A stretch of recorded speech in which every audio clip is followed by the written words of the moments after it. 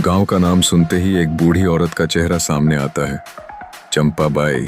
उसकी झोपड़ी गांव के किनारे एक सुनसान जगह पर थी। लोग कहते थे कि वह टोने टोट के जानती थी, लेकिन किसी ने उसके बारे में नहीं बोला। उस पर जो डर था वह गांव में उसके अकेलेपन का अक्स था। उसकी रहस्यमय छवि गांव वालों के लिए एक दहशत बनी हुई थी। और फिर अचानक उसकी मौत हो गई, बिना किसी शोक या आंसू के।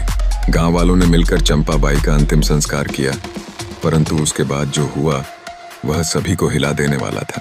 चंपा बाई की मौत के बाद गांव में अजीब घटनाएं होने लगीं।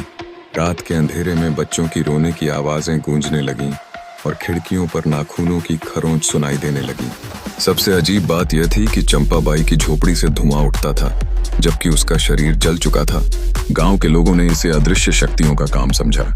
रात भर लोगों की नींद उड़ गई। एक रात दीपक नाम का एक साहसी लड़का अपने दोस्तों के साथ चंपा बाई की झोपड़ी में जाने का निर्णय लिया।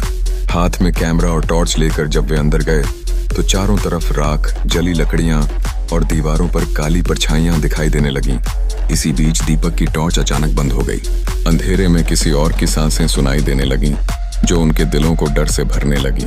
उस डरावनी हवा में एक धीमी आवाज गूंजी, तुमने मुझे जलाया था, अब मैं तुम्हें जलाऊंगी। उस पल दीपक की चीख गूंज उठी, लेकिन जब उसके दोस्त बाहर भागे, दीपक वहां नहीं था। मात्र उसका जला हुआ कैमरा वहीं पड़ा था। कैमरे की आखिरी रिकॉर्डिंग ने सभी को दहशत में डाल दिया। एक काली छाया दीपक की ओर बढ़ रही थी। अब उसकी झोपड़ी वैसे ही वीरान है। कोई वहां जाने की हिम्मत नहीं करता। लोग कहते हैं कि हर अमावस्या की रात उस झोपड़ी से फिर धुआं उठता है और कहीं दूर से जलने की दुर्गंध आती है। चंपा बाई की कहानी आज भी गांव में दहशत फैला देती है और उसकी रहस्यमय शक्तियां सबको डराती रहती हैं।